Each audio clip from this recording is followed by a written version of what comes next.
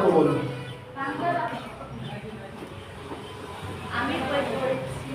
আমি বই পড়ছি।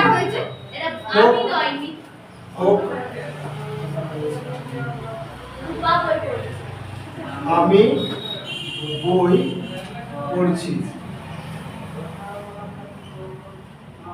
নিচে বলেছো, দেখি ট্রান্সলেশন করার চেষ্টা করো।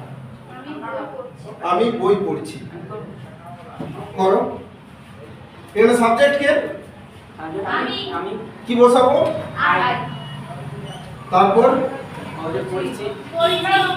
পড়ছি কিভাবে করব? রিড। তারপর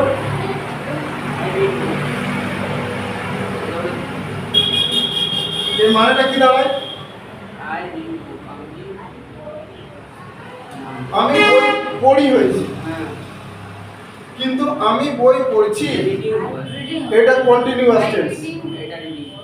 রিডিং বুক। ঠিক হয়েছে বলে মনে হচ্ছে? একদম ঠিক। কি ভুল আছে? কি ভুল আছে? আয়ের পর এম হয়, তাহলে আই এম রিডিং বুক। ঠিক আছে।